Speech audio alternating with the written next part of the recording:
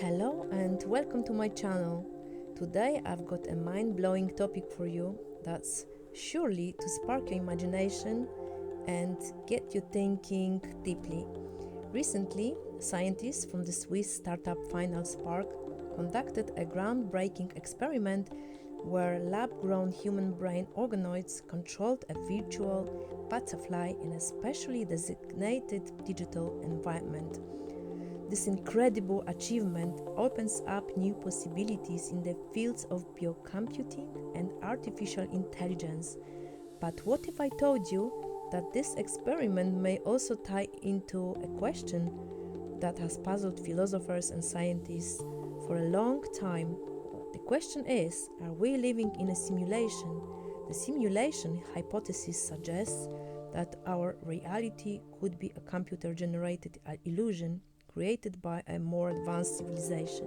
In this video, we'll explore whether this experiment could be evidence that our lives are simulated, weigh the arguments for and against this idea, and dive into the ethical and philosophical implications of this discovery.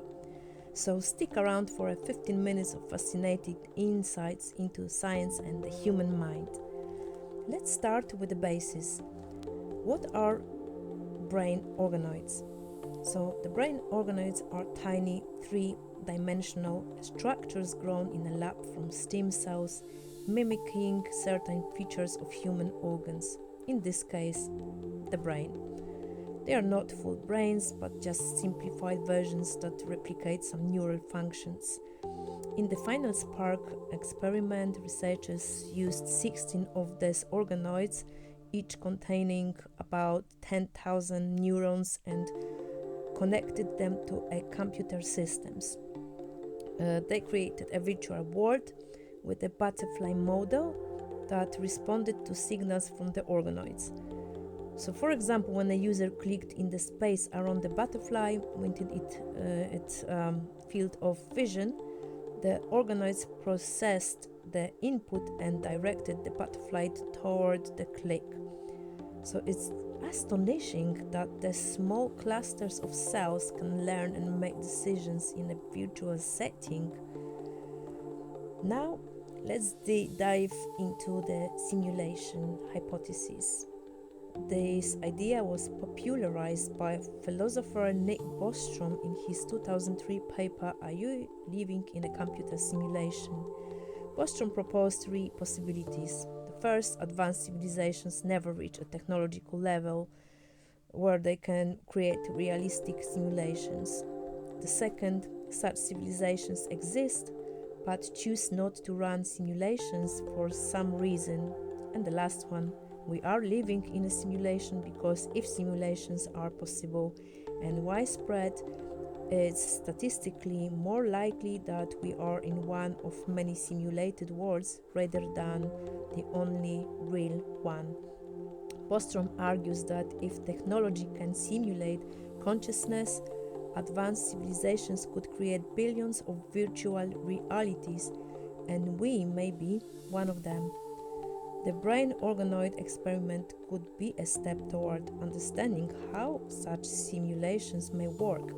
Since humanity can already create mini brains that control virtual objects, could we one day simulate entire minds or even whole realities?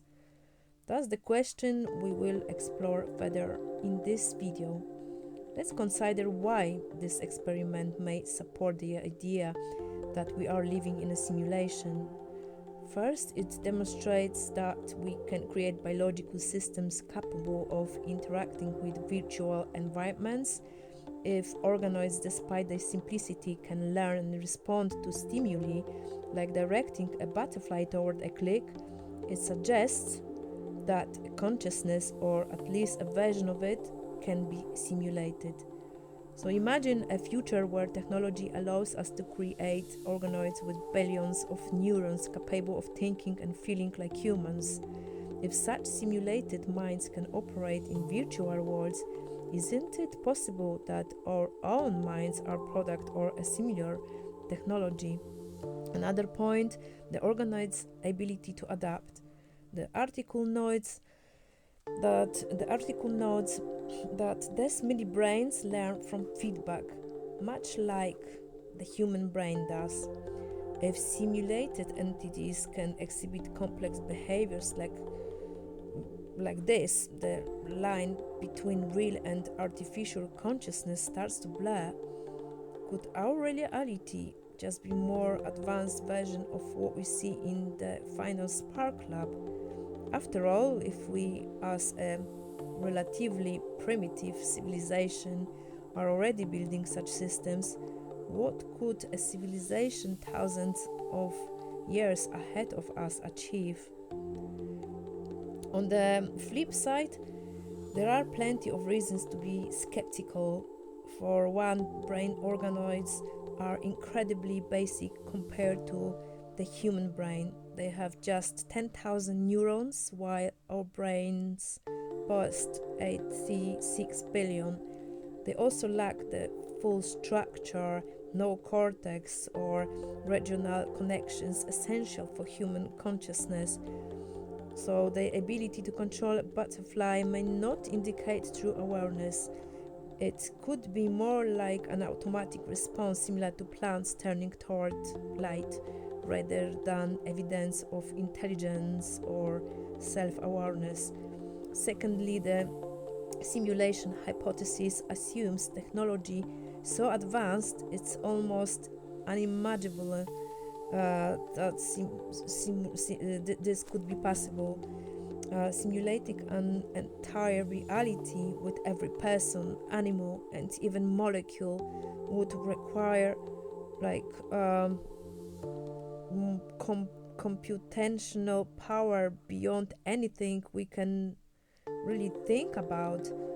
Even if organoids hint at a biocomputing potential, we are still lights years away from creating a world as complex as ours. Perhaps the final Spark experiment is more of a scientific curiosity than a proof of a simulated reality. Plus, the simulation hypothesis is currently untestable. We can't prove or disapprove it, making it more of a philosophical thought experiment than a scientific theory. The organoid experiment also raises significant ethical questions that tie into our discussion.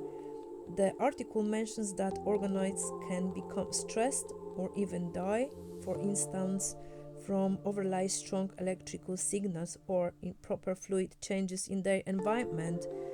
If these mini brains show even a hint of consciousness, do you think is it right to use them in experiments? And if we ever create organoids advanced enough to be fully conscious, wouldn't we become creators of a simulated world much like those who supposedly made ours?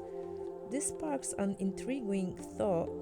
If we are in a simulation, do our creators face similar ethical dilemmas?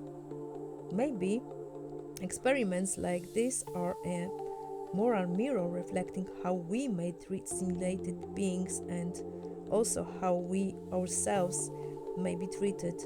In science, there is already debate about guidelines for organoid research, but obviously, as a technology advances, this question will only grow more urgent.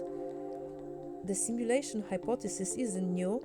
It's been captivating humanity for ages. In pop culture, we see it in movies like The Matrix, where people live in a virtual reality completely unaware of the true world. Science fiction novels by authors like Philip K. Dick often explore themes of questioning reality and also in philosophy, René Descartes pondered whether an evil demon deceives us about the world, while Plato's allegory of the cave described people seeing only shadows of reality. The organoid experiment fits into this tradition. It shows that the boundary between the real and the simulated is getting fuzzier. If we can create a virtual butterfly controlled by a mini brain, could we one day build entire simulated societies? And if so, aren't we possibly part of such an experiment ourselves? Who knows? These are questions without easy answers, I'm afraid, but they obviously push us to reflect on the nature of our existence. So let's wrap up our journey. The experiment with brain organoids controlling a virtual butterfly is a stunning scientific leap, opening doors to biocomputing and AI research. It may serve as a reference point for the simulation hypothesis, showing that humanity is edging closer to creating systems that mimic consciousness, yet organoids are too rudimentary to be definite proof that we are in a simulation, and the hypothesis itself remains speculative and unprovable for now. Still, studies like this shed new light on reality and consciousness, urging us to ask questions we may never fully answer. Thanks for watching this video. If you enjoyed it, please subscribe to my channel and give it a thumbs up. It means really a lot to me, and also I would love to hear your thoughts in the comments. What do you think of the simulation hypothesis? Did the organoid experiment shift your perspective on reality? See you in the next video. Bye!